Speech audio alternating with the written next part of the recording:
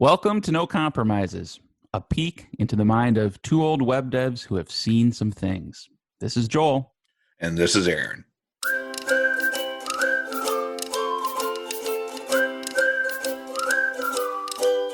We were recently starting up on a new to us legacy project, and it didn't have any sort of error tracking or comprehensive logging strategy or anything like that. And so we were setting that up, right? And we use Bugsnag. And after like a day in production, there were so many errors being logged in production that it was actually throttling our Bugsnag account.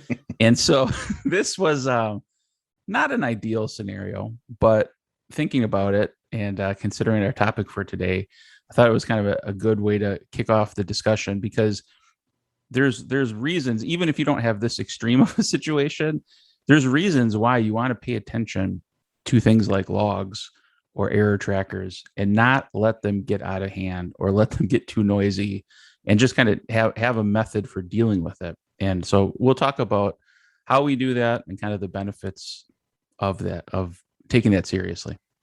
I think it's important that we talk about the reasons why, because in the past, as a dev team leader, I've told my teams, clear out these logs, get us down to nothing except for, fatal errors or whatever.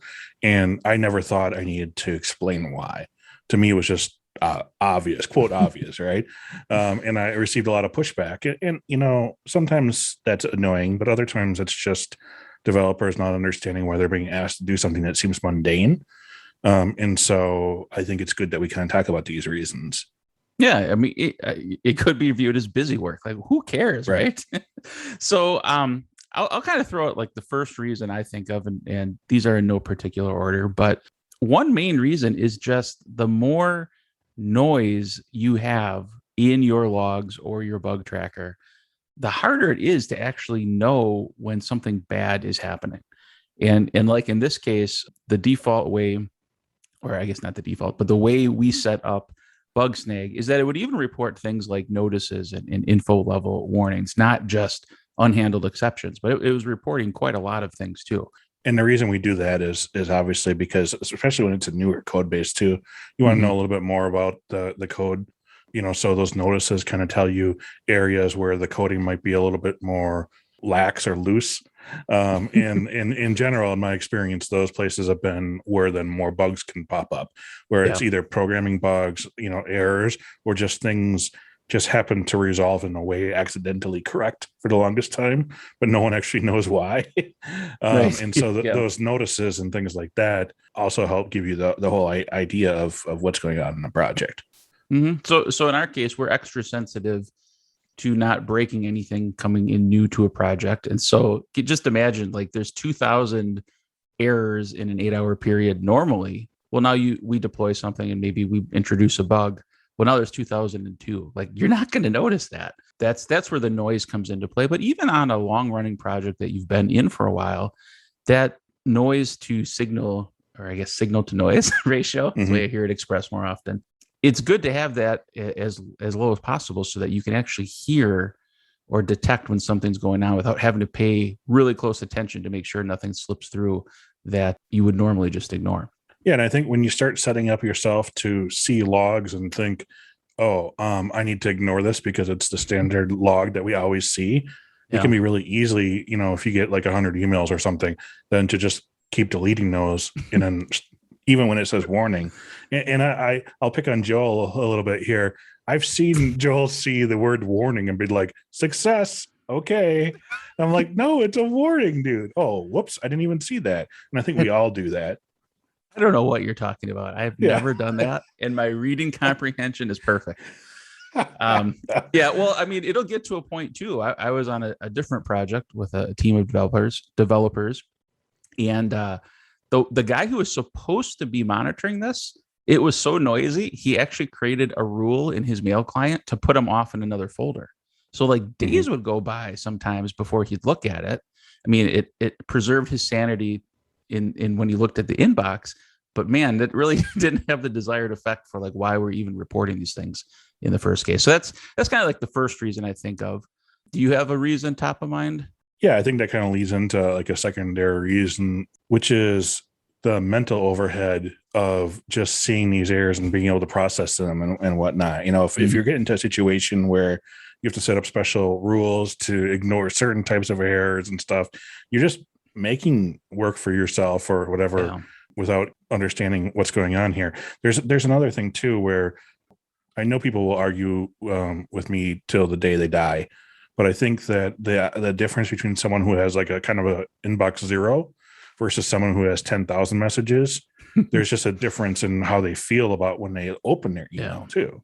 And so when you open your logging system and you see, oh, it's been a day and there's 10,000 log entries, for things that aren't necessary for me to log, I guess.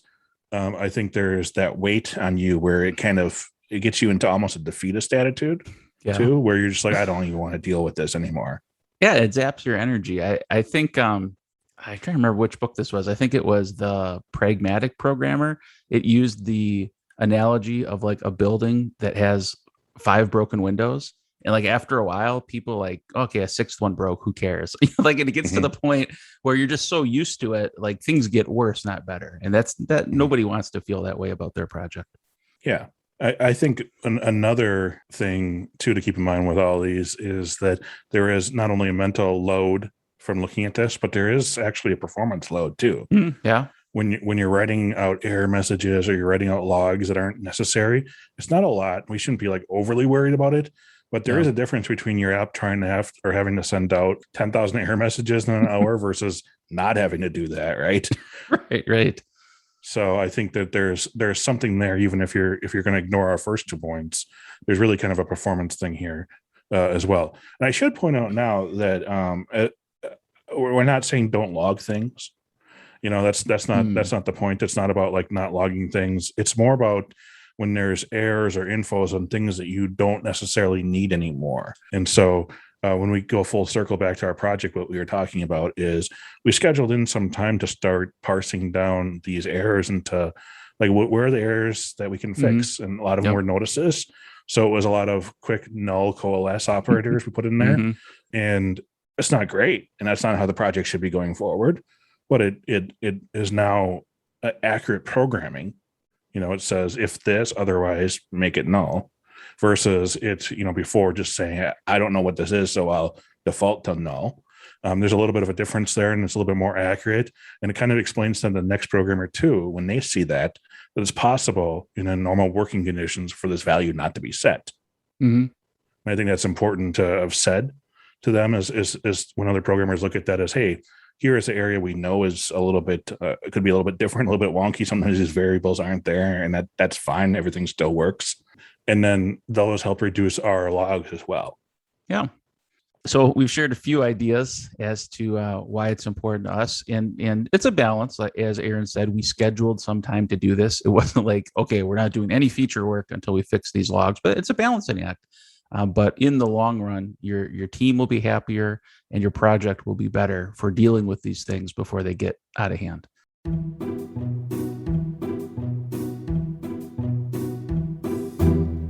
Usually, when I watch a program on TV, it's recorded or it's a streaming show, and so I don't have to watch commercials. But recently, I was watching something live, like an animal, and I had to watch the the commercials.